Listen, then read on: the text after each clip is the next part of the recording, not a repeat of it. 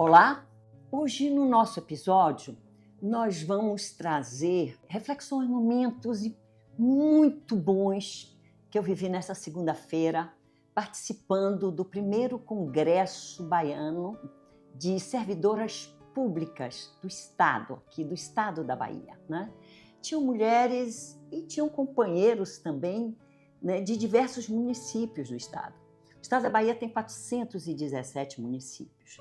Nem todos estavam presentes, eram representantes sindicais, né, de serviço público municipal, em torno de mais ou menos uns 30 municípios, né, representados numa federação, numa associação também, tinha representante de associação de prefeituras, de servidores de prefeituras maiores, vice-prefeitos.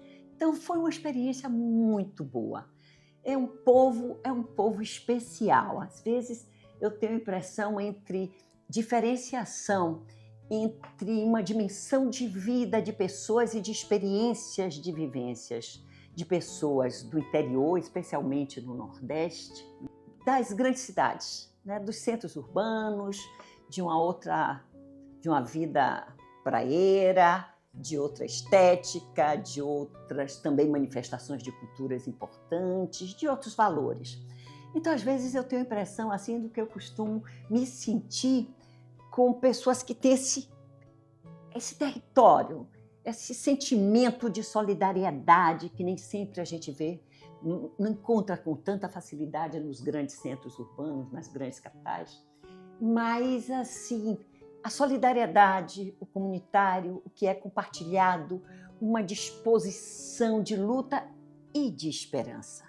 Então, a luta está pautada numa experiência muito potente e de esperança nessa luta, né? Então, eu me sinto assim, eu digo assim, eu tenho a sensação que agora eu estou junto ao povo de Deus. E essas mulheres têm histórias fantásticas, importantes, de coragem, de luta e às vezes também de uma certa distanciadas de grandes tramas ou de processos históricos, de decisões que podem impactar inclusive na existência de um universo de servidores, quando se pensa nos projetos de sociedade que estão em disputa. Projetos esse que neste ano de 2026 vão estar muito evidenciados, já estão evidenciados. Um projeto que a gente poderia chamar assim de um Brasil mais autônomo, que briga pela autonomia, mais soberano, voltado para as demandas da sociedade, para as necessidades do seu povo, de escuta e acolhimento, né? De acolhimento dessas demandas populares. E tem o que alguns chamam de progressistas, mais democráticos, porque estão atentos ou permeados às pressões populares, aos movimentos populares, à diversidade regionais ou mesmo de grupos étnicos, de lutas específicas, né, que se manifestam com força, quer seja de juventude, quer seja de mulheres, né, do movimento de mulheres, quer seja de povos indígenas, o movimento negro. Então, ou mesmo as discussões entre gerações, o etarismo, o enfrentamento dos preconceitos, do racismo. Então, podemos dizer que existe esse Brasil que enfrenta, que se defende, que tem uma atenção e um desejo de um futuro menos injusto, né? De inclusão. E temos um bloco em disputa que age em cima da exclusão, de identificações com o estrangeiro, com o que é de fora, né? é que não tem o gosto, nem o orgulho de ser brasileiro. Pelo contrário, tem segmento que, dentro desse segmento, tem uma dimensão de atávicos, de barbárie, de desvalorização da vida, né?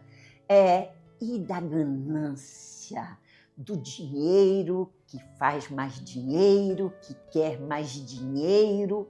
Então, nós estamos, aliás, não só no Brasil, mas no mundo, projetos políticos de sociedade intensos que resultam. Nós fizemos o nosso último episódio, foi sobre geopolítica, sobre as guerras no Oriente, a crise entre os valores liberais do Ocidente e valores que se conformam ou que se apresentam como alguns chamam de sul global ou maioria do sul global, com povos asiáticos, com povos que têm culturas milenares, como é o caso agora da guerra contra o Irã, um povo que tem 3.000 anos de cultura, né?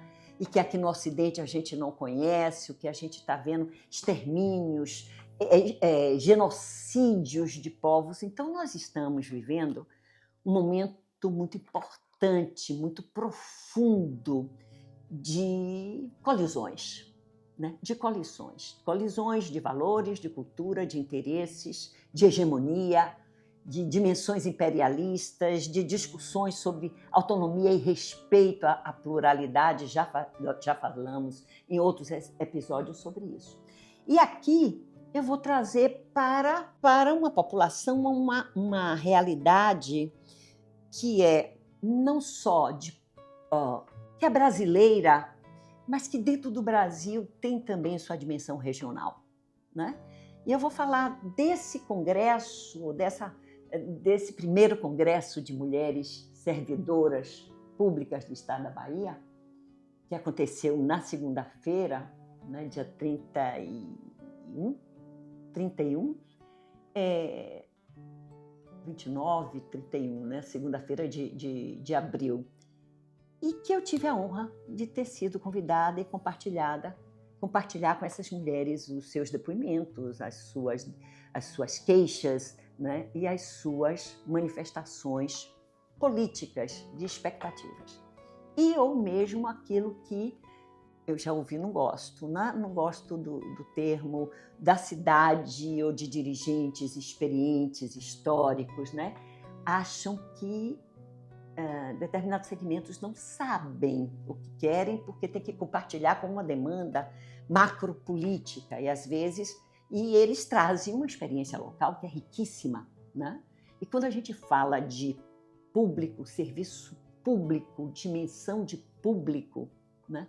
Nós estamos falando em espaço e territórios e regiões, em estados onde realmente a vida também acontece nessa diversidade que precisa ser considerada e incluída nas nossas dimensões macropolíticas.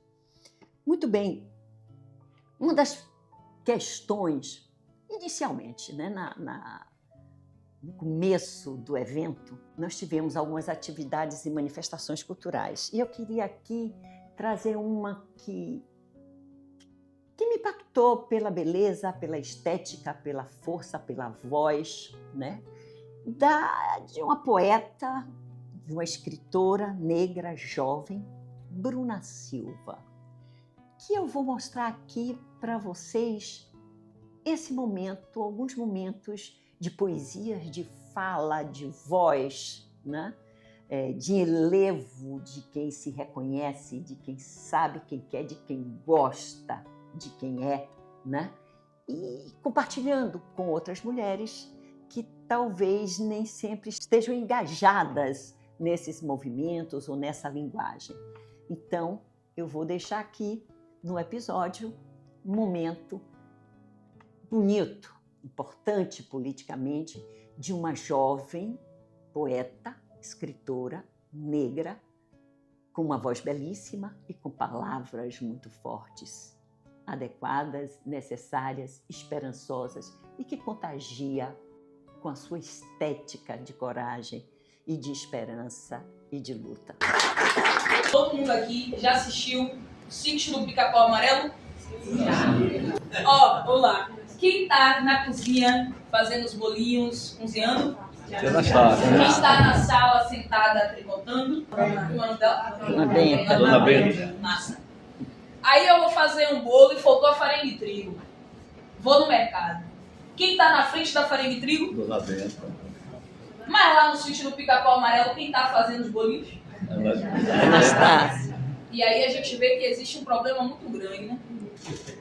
Alguém arrisca em dizer o quê? Nunca pensei nisso. Nunca pensei nisso. É porque o racismo atravessa a gente Desse jeito. Isso é racismo, isso é preconceito, isso é não reconhecimento do nosso trabalho, né? Apagamento da cultura. Apagamento da nossa história, da nossa cultura. Todas as vezes que a gente vai no mercado, a gente vê Dona Benta estampada na farinha. É isso? E aí eu costumo dizer o seguinte, quando eu faço essa poesia: a partir de hoje vocês comprem fina, comprem qualquer outra, menos Dona Benta. Certo?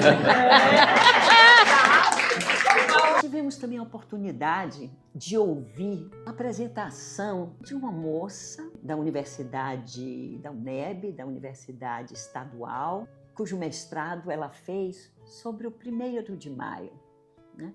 Uma tese linda, publicada, Diana Alcântara. Eu não conhecia, ela é historiadora, né?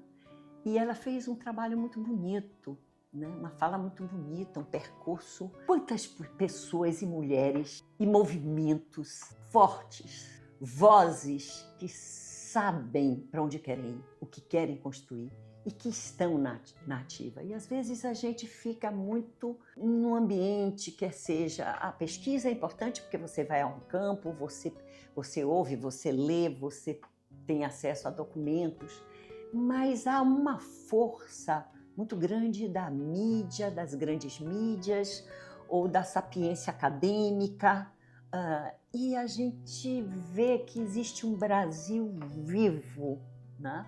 Que tem chão, que eu costumo dizer, que tem território, que são esses humanos que dialogam e que vivem a natureza de uma forma mais intensa, mais pura, mais ética, mais sua. Né? Sua, inclusive, numa constituição de identidade com essas dimensões e variáveis, né?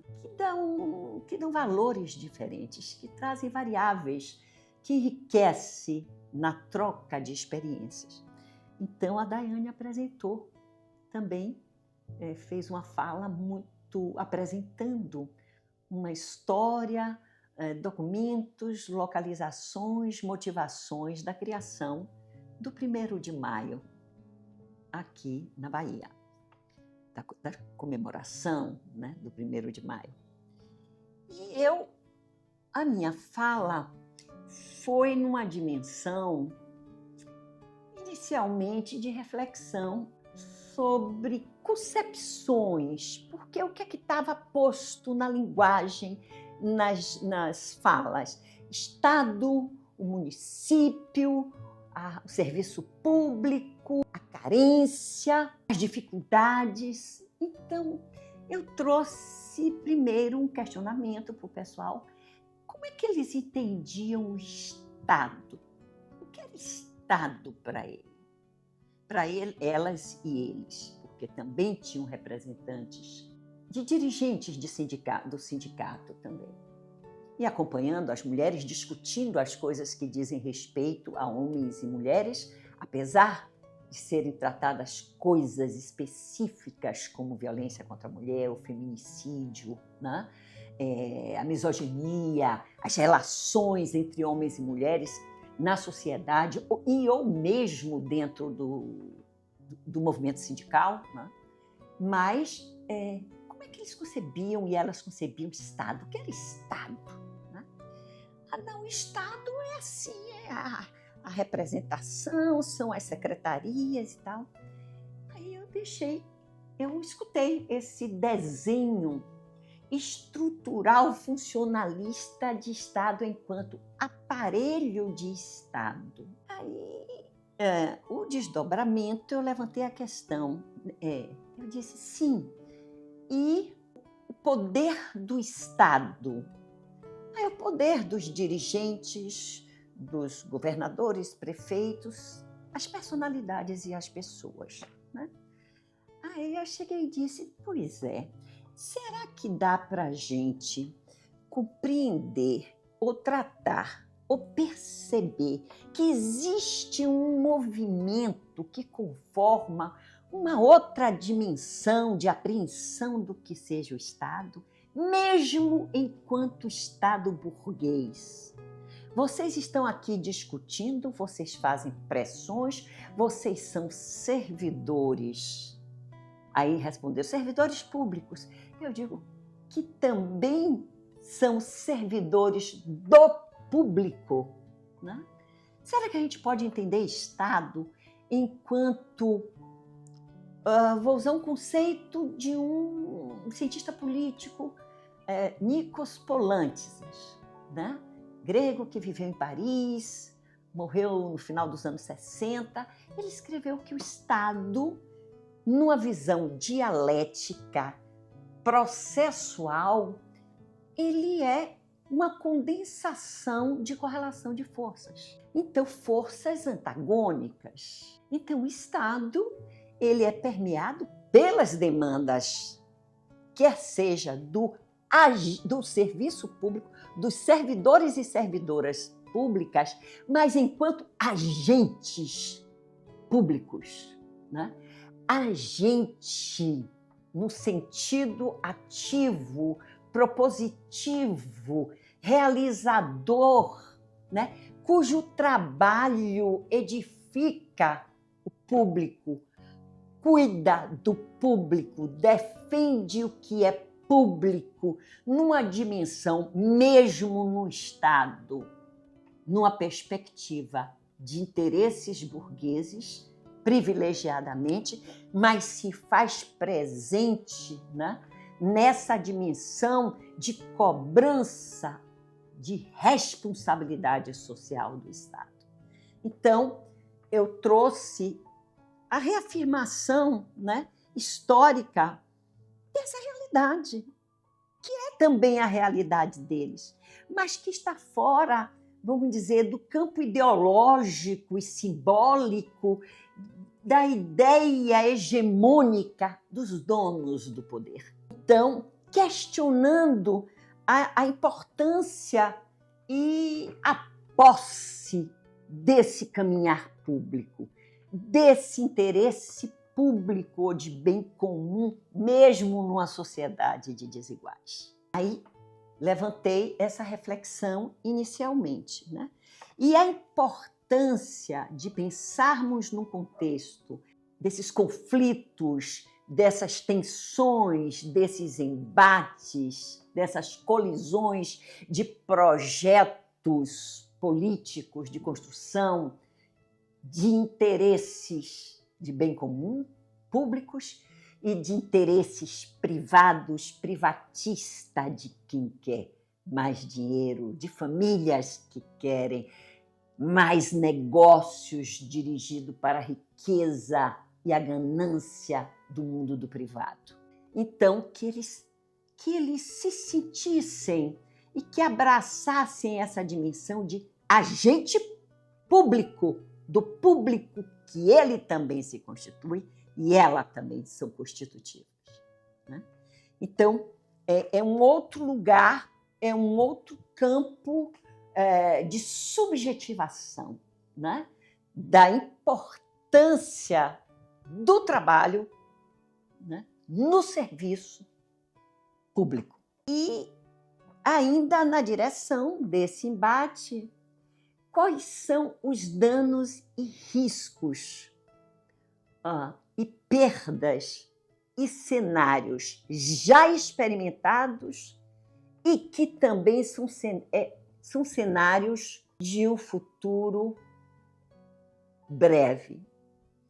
É quando o Estado ou essa dimensão funcional e de estruturas com uma forte manifestação do público numa perspectiva de democracia, de participação popular, né? De demandas populares, de vozes da sociedade civil organizada, colocando, checando e cobrando a dimensão de responsabilidade social da política pública para além de ações. Ações são suportes, são remédios que diminuem a febre, né, da injustiça social, da exclusão social, da desqualificação do que é público. Porque para consolidar essa hegemonia do mundo do privado, o modelo de política, de economia, de subjetivação neoliberal precisou, e aqui a gente pode considerar a partir da década de 90, pós-Constituição de 88, onde esse público estava confrontando, lutando na derrubada de um regime ditatorial, né, da ditadura militar. Logo após, veio uma lógica de desconstrução de serviços públicos, de que o que é público não presta. Então, que o que é privado é que é eficiente. E aí começa a se alimentar esse pilar do capitalismo neoliberal, baseado na competência e na eficiência do mundo do privado, das empresas, dos ricos, do capital, né? E da desqualificação do que era público.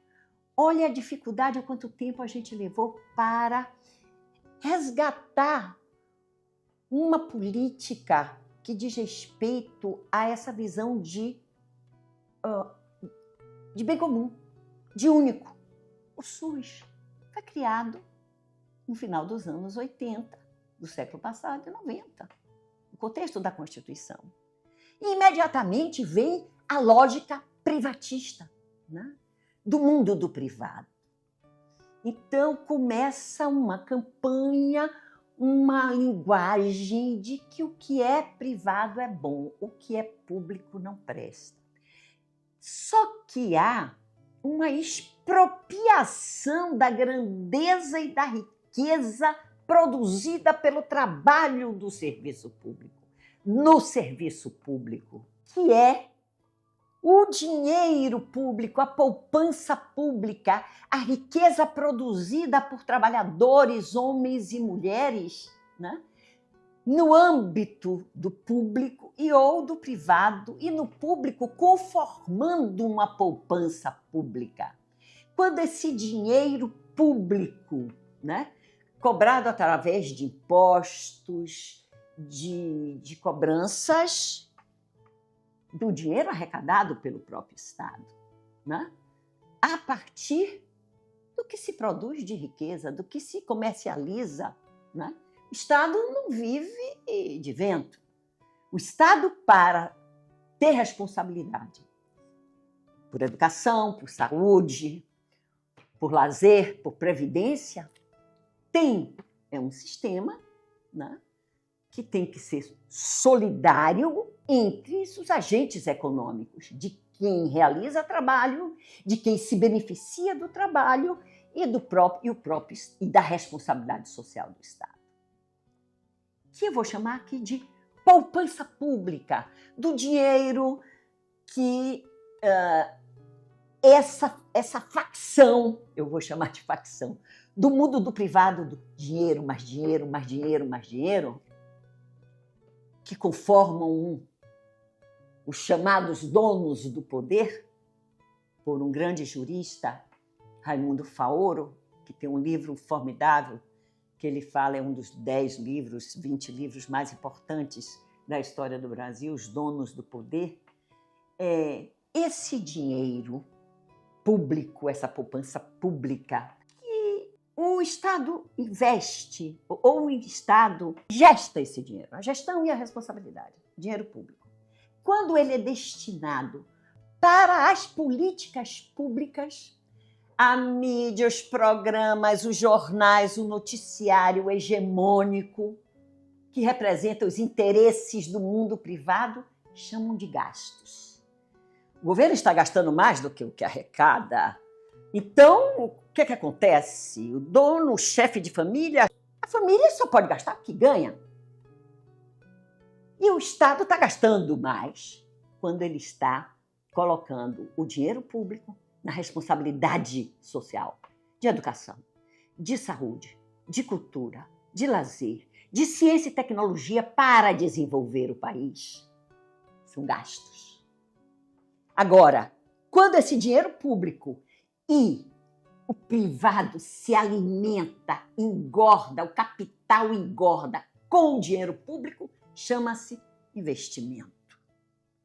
Olha, esse governo que está aí, desde o seu primeiro mandato em 2003, tem um esforço para que seja aprovado no Congresso, né? Tirar a rubrica de educação e saúde, ciência e tecnologia, de gastos públicos, mas de investimento público. Porque investe na população, investe no desenvolvimento, investe em seu povo, investe na justiça social, na inclusão social. Então, eu fiz essa discussão também com as companheiras e os companheiros agentes públicos que lá estavam. Então, para que isso fique muito consolidado, esse entendimento. Qual é o desejo para concluir desse grupo ou dessa facção do dinheiro que quer mais dinheiro, que desqualifica o que é público e qualifica o que é privado, o que é bom?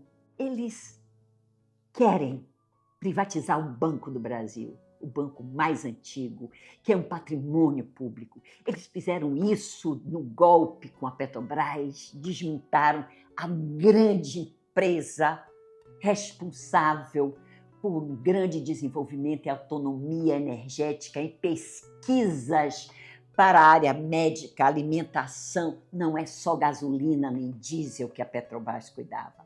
Ela tinha responsabilidade social, ela financiava muito da nossa cultura nacional, a Petrobras.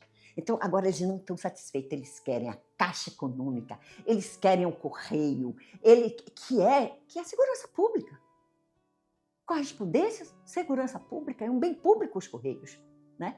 Que dá prejuízo. Ora, a China investiu 20 bilhões de dólares numa empresa deficitária, mas que desenvolveu tecnologia. A HAL recebeu 20 bilhões do dinheiro do Estado, que é dinheiro público, se desenvolveu e hoje está aí com plataformas, com satélites, com comunicação, com autonomia, sem depender das grandes plataformas nem big techs estrangeiras que submetem a gente. Então, as escolas, as universidades públicas, eles querem acabar, precarizam, não deixam que o dinheiro para as universidades sejam dirigidos, porque tem que ir para os investimentos privados, as anistias de não impostos para o agronegócios. Então, nós temos que estar atento que temos esses dois projetos que eu chamo que não tem compromisso com o seu povo, não gosta do seu povo, e é dinheiro, mais dinheiro, mais dinheiro. E temos uma dimensão que nós constituímos e temos que estar atento, especialmente nesse contexto de grandes confrontos e nesse contexto de ano de eleição. Vejo vocês no próximo episódio.